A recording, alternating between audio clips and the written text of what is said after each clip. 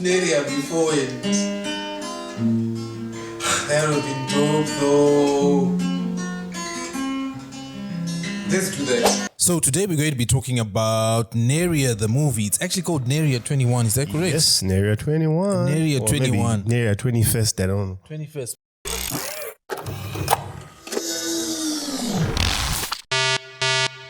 Hey guys, what's up? Emmanuel Simon Sakala right here, and in the studio with me is... Matthew Manaka Dibaka, how you all doing? Alright, so today we're going to be talking about Neria, a movie that is made here in Zimbabwe. Not the 1993 Neria, we're talking about the Neria 21st one that was made this year, I think, yeah. So it's quite interesting. vaPiyason, so it's going to be on fire. So Matthew... Yeah, tell us what you think. Tell us what you think about the movie, if you enjoyed it, if you watched it. If you haven't watched it, go on YouTube. And before we even get into the movie, yeah, any ideas on the title? What does it mean, Neria 21? Is it 2021? Is it 21st century? I think it's 21st century because I kept on hearing them saying in the 21st century, the 21st century, I think it's Neria 21st. Alright, so Neria 21st, they should have put the ST, but anyway, that's just me. So, yeah. Thoughts, comments? Yeah, I think it was a decent movie. I actually appreciated it. Okay. It was quite alright. I don't know how you received it. For me, it was a devastating movie. Really, devastating? Devastating. It was painful to watch. It was teeth pulling. Imagine pulling out your tooth without any anesthesia. That's what it felt for me. Was it why it was that bad for me? Okay. Why? Context. Let me give context. Okay. Context was what I actually did. I watched the 1993 Neria Alright. first, then I watched the 21st Neria after, and it was appalling. Why it was appalling? They literally copied the script word for word. That's what they meant to do, guys. It's just like how they do most of the movies. Which movies? Tell me. Godzilla, like King Kong. Okay, wait, like no, Superman. wait. I think you didn't understand.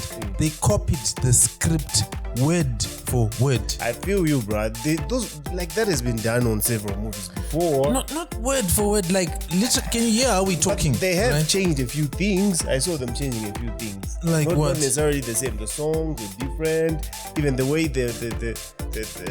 some songs were different, mate. It wasn't word for word. You can go and check it out. It was literally word for word. Like, let's say there's a scene. If you put those movies over the ad, they won't play exactly the same. They will play exactly word for word. Like what the mother. Time. Yes, what the mother said, Kuti, mwana wangu usaenda huko, is exactly what they were saying. They never tried to even change the script whatsoever. They changed it. That's why you had the kids saying, TikTok. That's why you found the pictures, because they changed stuff. Those are minor. Yes. Out of the whole movie, I think what they changed was 10%. Otherwise, 80% yes, was that was the whole point. They wanted to maintain the story, but just do an interpretation in the 21st. You've never seen that before. I've never seen a movie where it's a remake or it's a prequel or whatever it may be, right? And then they take the scripts, like how the dialogue. Let me say the dialogue, because if I say the script, it seems as if the way the movie is scripted. I'm saying the dialogue. I've seen so many movies with similar dialogues or the same dialogue, and it's actually nice when you see a remake of it. What did they do with Lion King? Is it the same dialogue? It's the same dialogue. It's the same things. Yes, they'll just tweak here and there, but it's literally the same thing. The theme, I can understand the theme being Lion the same. King is that. It's the same. I cannot comment on. And so many other movies, bro. Maybe I might not have them over my head right now, but there's so many movies that we just seriously. Yes. It's not a new movie. I would beg to differ. I've watched so many remakes. Let me try and think of a remake. Like a reboot of Hercules. Or a reboot of Hercules, they just come thinking good title with Hercules. Actually, like you just doing something else, but that Hercules. With this Neria story, they were maintaining the exact same story. It has happened so many times when people maintain the exact same story, but they just interpreted it over you. It's not the first time, bro. So I'm not Boa, truly speaking, was the fact that the script was Africans. No, I was going to Script, fine, the script was the same. Secondly, it sounded as if they recorded the dialogue in studio. Ipapo ndo pakati nojo.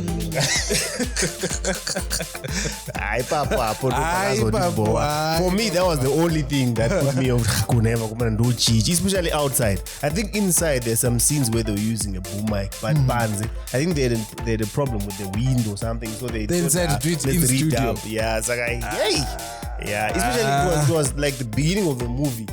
Tanga, overdub. So it's feeling like those Korean movies. You know, I didn't even understand why they had to do that. Where they go in studio. That was crazy.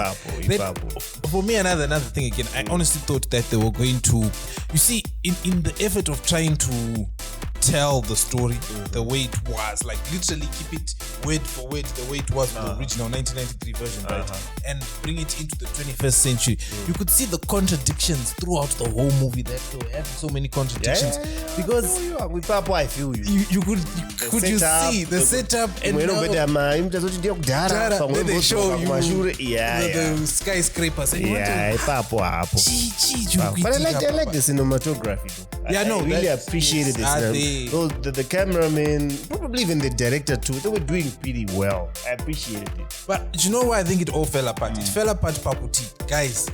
Isati kunyora script. Changonyora script chingowedzera zvimwe nezvimwe but tingotora script sezvairi. So in doing that, it constrained them in their ability to actually express the movie in the 21st century. Pani mas constraints avakatosangana my battles and my clashes. Yes, I saw that because the movie actually from the start it had a vintage look, which was quite beautiful. But then unfortunately, vintage look then you're also getting my extra. What was that?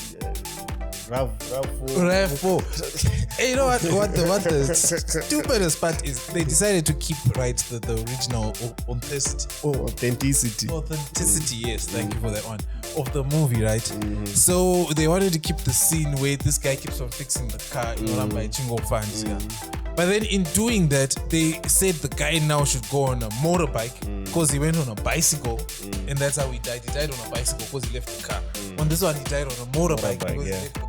I thought that was just pointless. There was no need to put him on a motorbike. I know him as well. Suit. That was just stupid. They could have put him in a different car or they could have put him in something else. They wanted to maintain the story. That's what I'm saying. Sometimes there's no need to maintain the story to the exact detail. You can retell the story using the way we see things in the 21st century. You don't have to go back then and take frame for frame and say, all right, let's put it in the very same place. In this frame, in this scene, just you don't really need to take scene for scene if you're going to retell a story. I think the best stories that are retold, that are actually told for the generation, because I would be assuming that they wanted the younger generation to consume Neria, because Neria was made in 1993. So if they're going to make it in 2024, they would want it to appeal, right? So I can get the appeal when she was on TikTok doing what she was doing. But then the rest of the other stuff seemed as if they didn't have any creativity to say, you know what, this made sense in 1993. What would make sense in 2024? Let's switch it up like this. The dialogue made sense in 1993. The way they were talking, it made sense then. But does it really make sense now? Yes, obviously, what are the colloquial of course, dialogue. Like I was watching, I'm thinking, manga matora here zvunhu moisa panze. Aiwa mwanangu. It felt like an advert. You know, like, but kudos though, kuna vamwene could act. Alright. When we're talking about people who could really act, I felt her acting. I liked the villain guy. What's his name? Oh, the brother. Then I also liked the lawyer. Of course, she was white. But do you know what the thing is?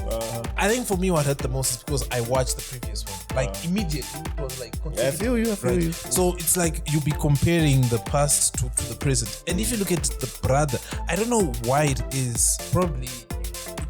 Could be a me thing. You could back me up on this one, or you could not. To say when we act as Zimbabweans, right, and we're trying to act out an emotion, it seems like all our emotions are based from anger. So it seems like when someone is trying to act out an angry scene, it's like they are really angry. I don't know if that makes sense. It's there's no division between what would deem anger, acted anger, and real anger. I don't know if that makes sense. You thought like it was really angry. What are you No, saying? I felt as if they failed to portray the anger in an acted way. It was portrayed in a realistic way, as compared to the previous guy who was the brother, the previous one who acted the brother in the 1993 version. The acting came off believable. I actually felt like that guy acted pretty well. I'm not saying Hana. I'm not saying Hana. I'm just saying the thing with that guy. What I appreciated about that guy is he delivered the typical African man. African man who's not, he wasn't really a villain per se, but was someone who believed in his beliefs. So much so that you'd see him being actually a good father. You'd see him being a typical I could see all of that. There was even sometimes when he was happy, but there was sometimes he'd make some jokes and he'd even laugh. It was quite alright. And then when he went to the court, I actually thought he was going to say a lot of nonsense, but I think he presented himself pretty well in the court too. At some points I thought it was automatic, but I got my twist. Of course, yes, it's from the script, but I think he delivered them well. I really appreciate it because I wasn't really liking him during the movie because of the character, meaning that he was delivering well the character. Because you know, when you're watching a movie, you need to feel like the real feelings. You need to like or hate the character depending on who they are, and that was what was happening with that guy for me. All right. And it was also the other chick. I felt like she was a little bit too much, but I liked how she was doing Who was that? Lawyer thing. The lawyer. How about the lead actress though? We're actually leaving out the whole vaPiyason. She did all right. You know, vaPiyason, the only problem is we're used to seeing as vaPiyason.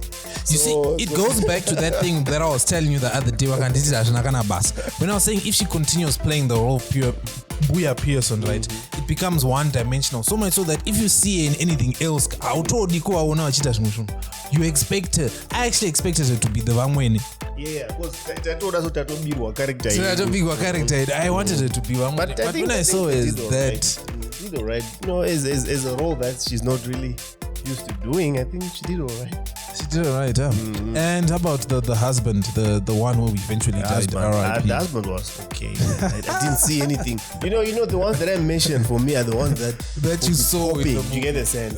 The husband was just he was there. The family didn't say much, but yeah, I understand what you're saying. Who else was there? The kid. There was this young girl who could speak English. Mavis could speak English, yeah. And you know why did they go the English direction though? Marketability. That's the original one. Yeah, true. I can understand. I can understand the original one was like that, because if you watch it at the end of that original one, like that movie was funded by Canada, Australia, Switzerland, like. It was funded by them, so it would make sense if you're going to make a movie that's funded by people like that. Then you want to appeal to but like you said, backers. If you're going to make anything that you want to be international, then you need to find a way of communicating with the international community, probably by mixing or do like explicitly English. But don't you think it's like if you want to appeal, you need to give the international market the English language? Because if you look at most of the series, shows, movies that have made it, my subtitles well. The movies that you're pointing out to, or the series that you're talking about, are series from states that are established, states that have people that can consume and actually make you money on their own. It's also in Zimbabwe. We are so small, so it doesn't even make sense try and make a movie just for Zimbabwe. Expect to make money. 16 million, bro. Dude. Alright, out of that 16 million, probably 1.6 million can afford to make you money. And not even, none can afford to make you money. That's the fact. There's an interesting fact that I was checking out, that Zimbabwe, its GDP is like 50 billion. Is it 50 billion? Is it 3 billion? Yeah, it should be 3-4 billion. It can't be more than that. Yeah. And I'm thinking, bro, 3-4 billion is Zimbabwe's GDP, bro. And what Elon Musk is worth 300 billion. And you know what? Masiwa should be worth a little bit more than that. And then I thought, maybe the worth is more than that. I was even arguing then at tax. Then I checked the worth of Zimbabwe. The worth of Zimbabwe is about 150 billion. Meaning that, what's his name? Elon or Jeff Bezos or any other billionaire person can literally buy Zimbabwe and remain with change.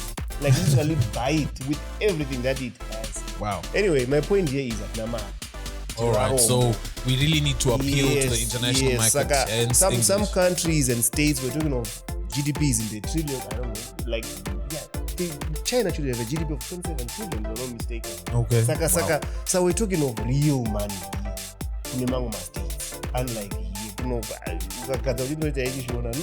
even if the whole country watches, you make nothing. You understand? Yeah, I feel you. But then what do you think about the themes? Because the movie had underlining themes, and in the beginning when it was made to address specific themes during that time, and I guess the themes do carry through to now. I don't know. Yeah. All right. About the themes, likely because the major theme they were trying to push there was abuse of women when spouses die, and gender inequality. That's the main theme that the movie was pushing in 1993. Do you think it's still relevant in 2024 to push the same theme in the same way? I think they're still relevant, and like I said from the jump, I think those guys were trying to remake the movie, and probably just to as a tribute to some of the legends that made the movie, like they say, a tribute to Oliver Mutukudzi and probably some other guys as well. So I don't think their aim was trying to communicate anything else other than what was communicated in the movie. That was their aim. Unless if they had any other aims, then maybe they would have made what you're talking about. So in terms of really appealing to the audience and the relevance, I still think it's relevant because like they said, 1 in every 3 women has experienced a form of abuse. So somewhat, yes, they may not be talking about the exact same abuse that someone has faced, but then they're just saying you can still go to the law and still try and present your case and probably be helped because they are there. Saka, I still think it works because so many things can be communicated in different ways. It doesn't necessarily mean you need to talk about the exact same thing, but just in overall, you can get the message from the movie. So I think it still works. All right. And what do you think about the feminism angle that they were actually trying to push in 1993? Because if you look at it, they were trying to push the working woman, that there was the divorced woman who was actually doing well for herself, and how women should, work and what do you think? Was that when feminism started, or it was way before that, or it was them, the Western culture, trying to push feminism to us? Because at the end of the day, there was some elements of feminism that were being pushed. What are you saying? Are you asking about this movie or asking about the movie? I'm asking about the movie, the 1993 movie. Yes, to say, was that? Do you think that was the beginning of the feminist movement? Oh, around that time, yes, and that was a means of pushing obviously, the audience. Obviously, it did do with that. It had to do with that, definitely. And I think that's where also the toxic femininity came from. To a certain extent, it's there because look at it. You think it's toxic? There's just like how there's toxic masculinity, there is toxic femininity. Because if you look at it in that example, right, there was the divorcee who was like, sue these guys, which was correct and which was good. And there was also the working class women. But even if you look at it from what the mother was saying, to say, you guys makaenda ku town, maenda ku town, you don't even have time anymore. Muswera muri kubasa. My mates vanoswera vari kubasa. They're all busy. So in a sense, it brought about that situation where vanhukadzi vanofanga kushanda so that they have their own money. They were also pushing those themes, and I think those themes fall into the toxic femininity side of it, the way I see it. I don't know if I'm seeing wrong or... Yeah, it's debatable. I'm neutral about it because so boring that in the sense some people have certain ways of seeing things. So I wouldn't want to push my way of seeing things. No, but we're not pushing. We're just asking for your opinion. That's what this is. It's all right. Opinion. Yeah. No, I think it's alright to empower women to work for themselves, because I think in that movie it didn't necessarily was saying that you can do well without the husband, because most of the part, like the main character was a wife with a husband, and it was even showing how the wife couldn't really cope without the husband. So in an essence, it was actually showing the importance and the strength that marriage has. Okay. It was pretty dope. But then of course it also had to show that a woman can actually do well without the husband. So it was 50-50. It showed how marriage was very important. It also showed how it was also important for a woman to stand up for herself. Be something. All right. It literally showed all the sides, because there was a happy marriage, there was an abusive marriage, there was a single mom who was doing well, there was a widowed lady who was also supposed to be doing well but she wasn't, but then she ended up doing well. So it showed almost all aspects of life. life, which was quite balanced for me.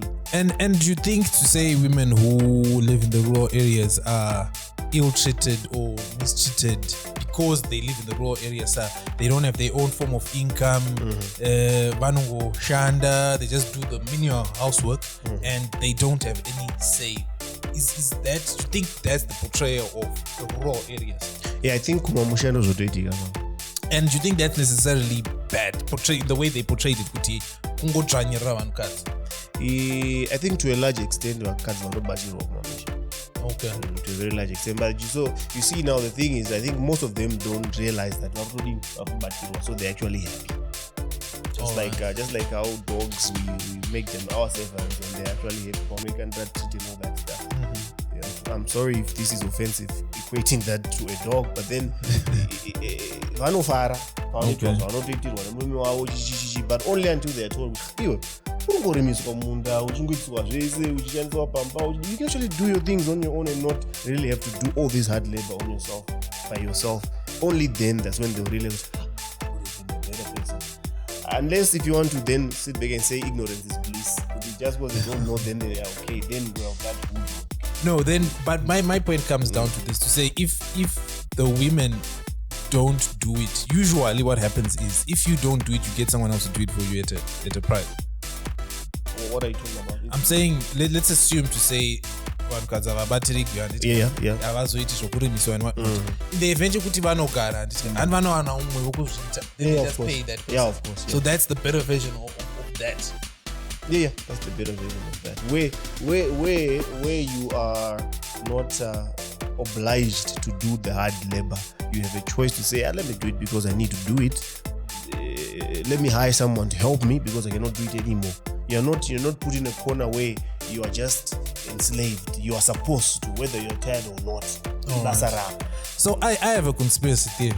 I'm a conspiracy theorist, so tell me what you think about this one. Yeah. My assumption is this, right? When that movie was released, definitely women were being abused, and women are being abused in homes, in every way, especially when the spouses die and all that. There's so much issue. So having the wills and having all this is very necessary so that you protect your wife and you protect your children, right? But I think someone once said to me the biggest curse that happened to Africa was civilization. All right. Why? Because when civilization came through, right, it brought in a different way of doing things. Where did I see that? I saw that recently. Biggest case was civilization. It was civilization. Where did you see that? I actually heard it. Someone actually told me that. It's actually Bothell. I saw that recently. But anyway, carry on. Yeah, so when it came in, it brought in a different way of doing things. And within those different way of doing things, there are more efficient ways of doing things in civilization, which makes it better for everyone at the end of the day. But then I think with the efficiency part of it, it was twisted by the people who brought it. Because look at it like this. Labor, or let me say it became harder to produce from the land for the people who lived on the land because they were taken away from the productive land. So they were given the land that wasn't productive. Even if you see in the newer movie and in the old movie, he's complaining with Mombe Zirwan pasture lands. Right, so they were taken away from the productive land and they were given the not so good land. That means it made it harder for them to produce on that land. So people had to leave the homestead and go into town to work, to able to support the family at home, which was actually part of the plan because we need labor.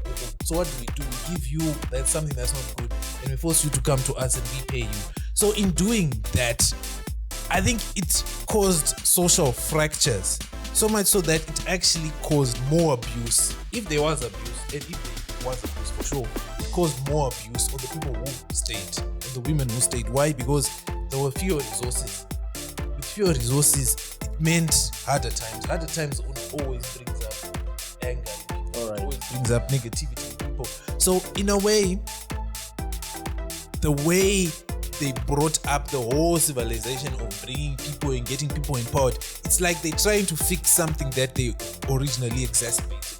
I'm not saying it wasn't there per se, but I'm saying it was exacerbated by their own doing, which will be our colonial. Yeah. One thing for certain is we cannot really debate on the effect of colonialism.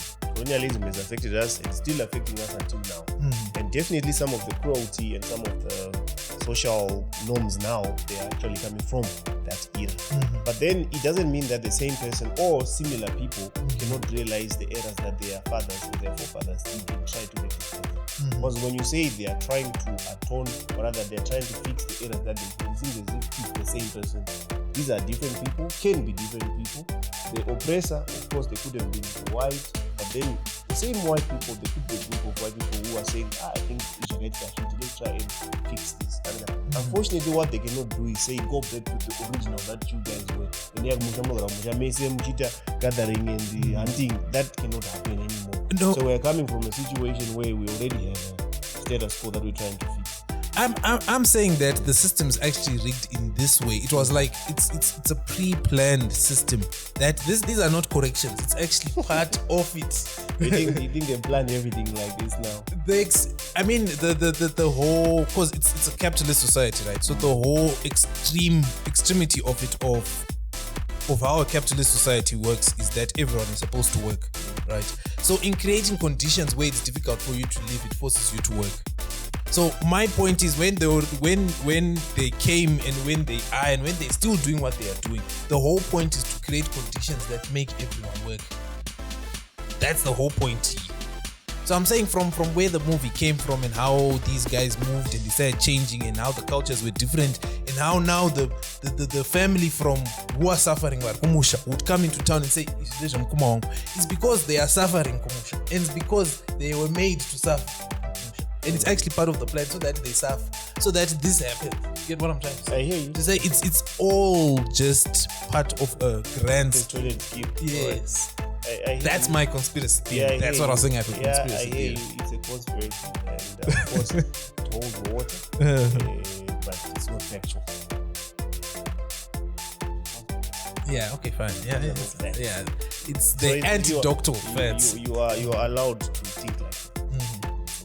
Because I was even watching this thing where the way this guy was like, to see that society is broken, you find a woman who works. According to this person, his assumption was, which I agree with to a certain extent, I don't know if you're going to agree with it, to say women should have the obligation to work. They shouldn't work because they need to work. It should be a decision to say, I want to work. But if you see most women right now in Zimbabwe, they work because they have to work. If they don't work, they won't survive. So that's the sign of a broken society. That women, because naturally women are supposed to be taken care of, because I don't taking care of babies and their are husband. supposed to be taken care of. All right, and them men. taking care of the babies. Yes, but then ultimately there's a provider, because I really don't believe in women equality. I think that one, whether it's facts or not facts, it's pretty clear to say we are not. We are not the same, but that's not what women equality.